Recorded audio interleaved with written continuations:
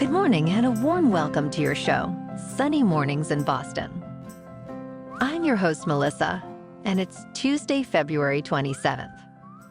Coming up on today's show, we'll get into the weather outlook.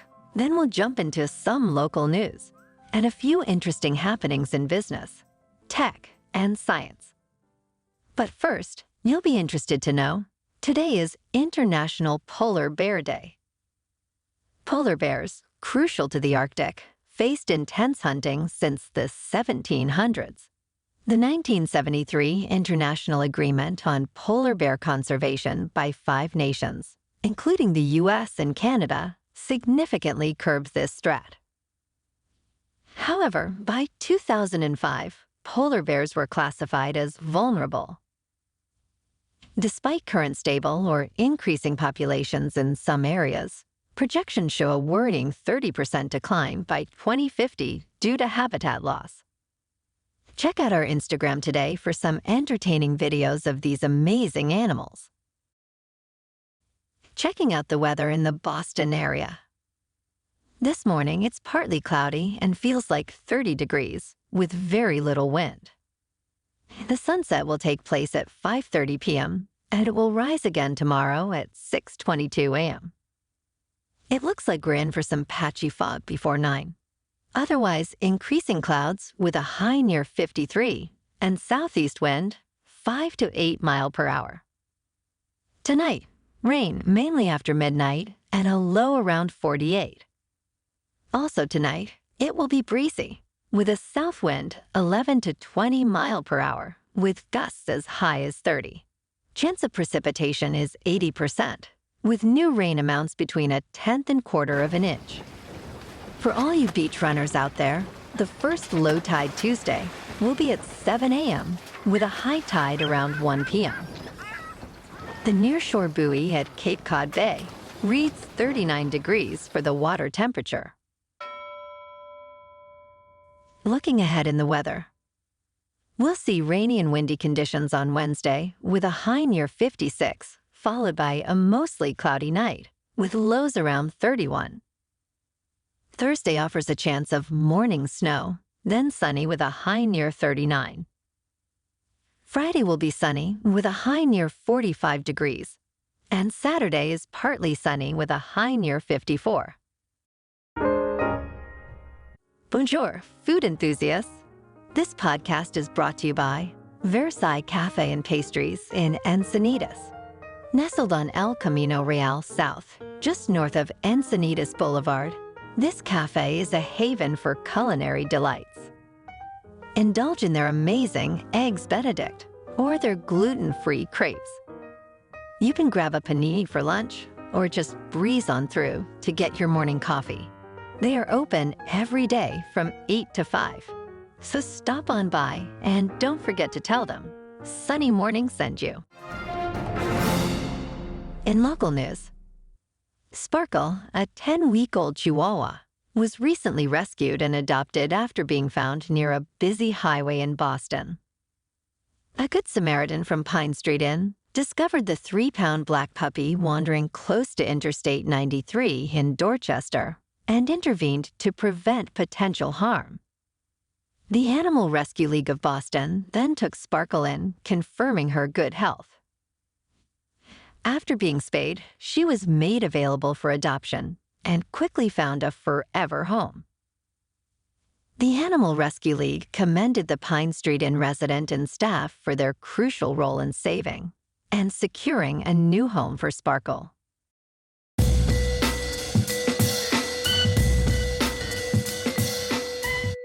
Now on to sports. At the NFL Scouting Combine in Indianapolis, teams are closely analyzing the draft prospects. Key quarterbacks like USC's Caleb Williams and North Carolina's Drake May are in the spotlight.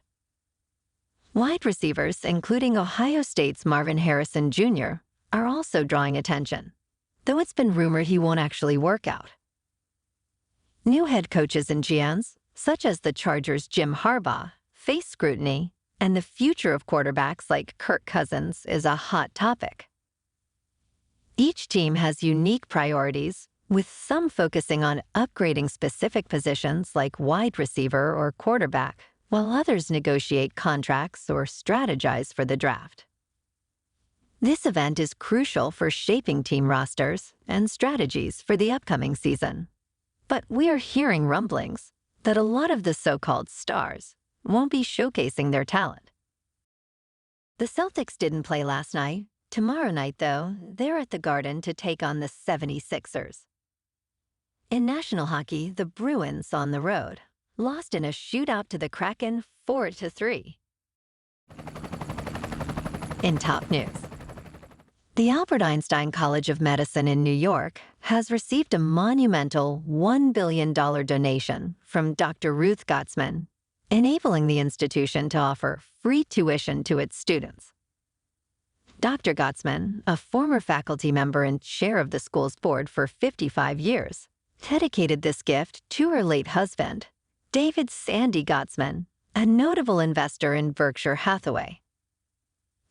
This donation, the largest ever to a medical school in the U.S., is part of the Gottsmans' long-standing commitment to healthcare philanthropy. Dr. Ruth Gottsman's impactful career at the college includes founding the Adult Literacy Program and the Emily Fisher Landau Center for the Treatment of Learning Disabilities. This transformative gift aims to attract diverse, talented students, relieving them of the burden of educational debt, which averages over $200,000 for medical graduates. Starting this August, all students at the college will benefit from this free tuition. In business news, MicroStrategy, led by Michael Saylor, has further invested in Bitcoin, purchasing approximately 3,000 tokens for $155.4 million this February. This acquisition, made with cash, boosts the company's total Bitcoin holdings to around 193,000, valued at nearly $10 billion. Saylor, who sees Bitcoin as an inflation hedge and a cash alternative, started this strategy in 2020. Since then, Bitcoin's value has surged by about 460%. The recent purchase's average price was $5,180 per token, compared to their overall average holding cost of $31,500. Despite market fluctuations, MicroStrategy shows no signs of selling, with Saylor commenting on Bloomberg TV about the prudence of holding on to a winner. In crypto movement, Bitcoin is currently blasting off to about $55,000. Ethereum is over $3,000, and Solana is $111. Moving on to a more local vibe. In our community spotlight on health and wellness, we are working with a national Pilates studio to bring you some free classes, so listen up. Check out Club Pilates, with several locations in the Boston area. Pilates presents a comprehensive wellness approach, cultivating strength, reducing tension, and elevating mental well-being. Scientific research affirms its benefits. So now you can check out Club Pilates for a free class. With locations in Canton, Wellesley, Hingham, Brookline, and Framingham, just be sure to tell them Sunny Morning sent you by. And now, back to the show. Let's talk science. Yesterday, we had our minds blown talking about time crystals. As promised, today, we explain what a qubit actually is. Qubits, or quantum bits, are the fundamental units of quantum computing, similar to bits in classical computing. While a bit is a binary unit that can be either 0 or 1, a qubit differs significantly. It can exist not only as 0 or 1, but also in a state of superposition, where it embodies both values simultaneously. This unique trait arises from quantum phenomena like superposition and entanglement. Qubits are made from quantum systems, such as electrons or photons, and have two distinct states representing 0 and 1. They're versatile, being able to undergo incompatible measurements and entangle with other qubits. This ability enables quantum computers to perform complex computations far beyond the scope of classical computers. Qubits come in various forms, including spin, trapped atoms and ions, photons, and superconducting circuits, each with unique properties suited for different quantum technologies. Ouch, my brain. And in entertainment news, Kevin Costner, renowned for his roles in Westerns, is set to captivate audiences with his latest project, Horizon, an American saga. This ambitious cinematic endeavor, directed, co-written, and starring Costner, unfolds across 4 separate movies.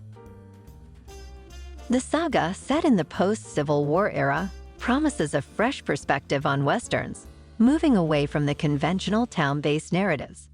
Costner describes this project as the biggest struggle of his career, both in ambition and budget. The star-studded cast includes Sienna Miller, Sam Worthington, Gina Malone, and more.